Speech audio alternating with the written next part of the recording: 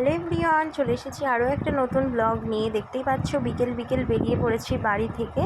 তো এত গরমে তোমরা কেমন আছো বলো তো, সবাই কমেন্ট করে জানিও। আমরা কিন্তু একটুকু ভালো নেই, বেশ কিছুদিন থেকে এত গরম পড়েছে, তো তার মধ্যে থেকে যেন আজকেই যেন বেশি গরমটা পড়েছে। তো আজ ছিল সোমবার, তো এই যে আমরা এখন বেরিয়ে পড়েছি দুজন মিলে, দেখতেই পাচ্ছ। যাব হচ্ছে বেথুয়া ডৌরি, তো ননদের বাড়ি ঘুরতে, আর হচ্ছে মোমো খেতে। তো তোমরা যারা বেথুয়াতে থাকো জানোই বেথুয়াতে মোমো হাটে কত সুন্দর মোমো পাওয়া যায়। তো বেশ কিছুবার বিয়ের পরে যখন ননদের বাড়ি এসেছিলাম ভাগ্নির সাথে, ওখানে মোমো খেতে গিয়ে আমার এত ভালো লেগেছে যে পুরো প্রেমে পড়ে গিয়েছি। এমনিতে মোমো খেতে আমি খুবই ভালোবাসি। তো তোমরা কারা কারা মোমো লাভার আছো ঝটপট কমেন্ট করে জানিও। আর তোমাদের সাথে গল্প করতে করতে দেখো এখন আমরা টোল ট্যাক্সটাও পার করে চলে আসলাম। এরপর আমরা এখন বেথুয়াতে চলে এসেছি, আর একটা আইসক্রিমের দোকান থেকে কিছু আইসক্রিম নিয়ে নিলাম, যেহেতু এত গরমে আইসক্রিম ছাড়া আর মাথাতে আর কোনো কিছু আসলেও না। ফাইনালি আমরা দিদি বাড়ি চলে এসেছি, তাও প্রায় 7 মাস পর। এই যে দেখো, আর এখানে সব আছে, এক একটা দর্শক আছে। তো বেশ কিছুক্ষণ গল্প টল্প করার পর এবার দিদি দিয়েছে মিষ্টি। তো এটা হচ্ছে আমার বরের প্লেট, আর এটা হচ্ছে আমার প্লেট। তো খুব একটা মিষ্টি ভালোবাসি না।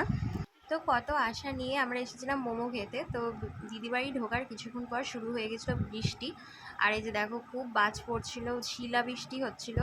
তো মনটা খুব খারাপ হয়ে গেছে, শেষ পর্যন্ত আর মোমো খেতে যাওয়া হয়। বৃষ্টির দিনে আমরা এখন ক্যারাম খেলতে বসেছি।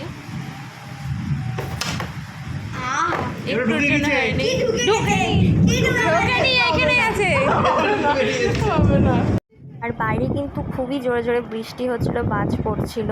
আর এদিকে আমরা এখন হচ্ছে ক্যারাম খেলছিলাম, তার মধ্যে কারেন্ট ছিল না। মানে কি একটা বাজে অবস্থা, মানে ভালো লাগছিল না। তার মধ্যে তো মোমো খেতে যেতে পারলাম না, ওই একটা তো মন খারাপ ছিলই। তো এরপরে দেখো আমি এই যে এই কটা কয়েল জিতেছিলাম, আর এই দিকে ছিল আমার ভাগ্নের হাতে এই কটা কয়েল। আমি সবার থেকে কম করেছিলাম, আর আমার বর করেছিল বেশি এই যে প্রথম রাউন্ডে। তো তারপরে আবারও খেলেছিলাম। তো বেশ কিছুক্ষণ খেলে টেলে এখন জামাইবাবু দিয়ে গেছিলো তার দোকানের স্পেশাল ডিম টোস্ট, তো খুবই ভালো ছিল খেতে। তো এরপরে এখন ভাগ্নি আমাকে দিয়ে দিচ্ছিল হচ্ছে ফুটি। তো ওই ফুটিটা খেয়ে আমরা কিন্তু বেরিয়ে পড়েছিলাম, কারণ বৃষ্টিটা অনেকটা কমে গিয়েছিল, আর তখন বাজছিল 9টা। তো ফুটি খেয়ে আমরা কিন্তু বেরিয়ে পড়েছি। রাস্তাঘাট দেখতেই পাচ্ছ পুরো ভিজে স্যাঁতসেঁতে, আর বৃষ্টিটা হয়েছে পুরো 6টা থেকে রাত্রি 9টা পর্যন্ত।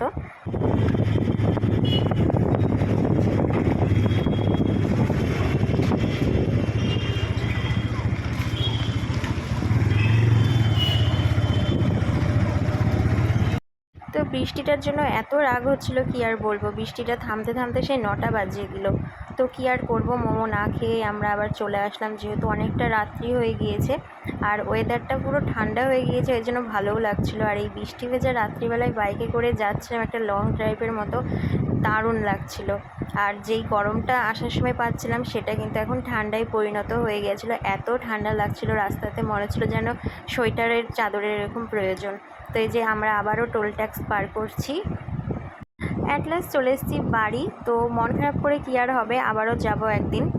তো চলো আজকের মতো এই পর্যন্ত। এই ছিল আমার একটা ছোট্ট ব্লগ, ভালো লাগলে লাইক কমেন্ট শেয়ার আর সাবস্ক্রাইব করে দিও। তো সামনেই কিন্তু ধামাকাদার ভিডিও আসছে, যেহেতু জামাই ষষ্ঠী আর একদিন পরেই। তো চলো টাটা, গুড নাইট, বাই।